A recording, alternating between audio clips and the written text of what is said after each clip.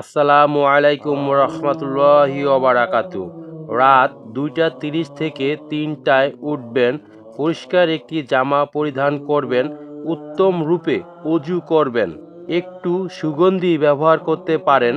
এই শ্বাস শুধুমাত্র মহান আল্লাহরই জন্য।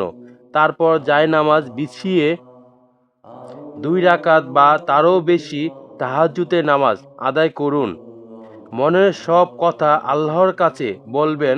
বিশ্বাস করুন, আল্লাহ আপনাকে খালি হাতে ফিরাবেন না। তাহাজ্জুদের নামাজ হচ্ছে সেই নামাজ যা বান্দা আল্লাহর কাছে যা চাইবে, সৎ চাওয়া, সৎ উদ্দেশ্যের চাওয়া, আল্লাহ পাক ওই বান্দার চাওয়া পূরণ করবে। আপনি কি অনেক অভাবে আছেন, আপনার রিজিক বৃদ্ধি পায় না, তবে তাহাজ্জুদের নামাজ পড়ুন।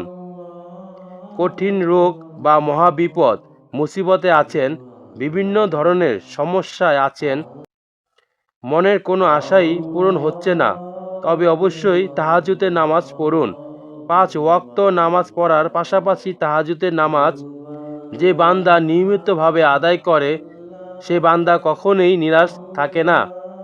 নিয়মিতভাবে তাহাজ্জুদের নামাজ পড়লে মনের সকল চাওয়া পাওয়া পূরণ হয়। তাই আমাদের মনের আশা পূরণ করার জন্য তাহাজ্জুদের নামাজ পড়া দরকার। তাহাজ্জুদের নামাজের সঠিক নিয়ম। তাহাজ্জুদের নামাজ রাতের শেষ তৃতীয়াংশে ঘুম থেকে জেগে আদায় করা একটি অত্যন্ত গুরুত্বপূর্ণ নফল ইবাদত, যা সুন্নতে মুআক্কাদা বা মুস্তাহাব। ঈশা নামাজের পর এবং ফজরের ওয়াক্তর আগে অন্তত 2 রাকাত থেকে শুরু করে 12 রাকাত পর্যন্ত পড়া যায়।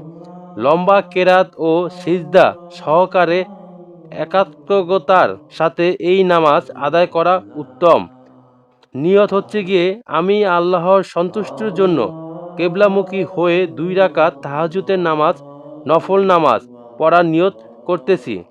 প্রিয় নবী সাল্লাল্লাহু আলাইহি সাল্লাম 2 রাকাত করে এই নামাজ আদায় করতেন।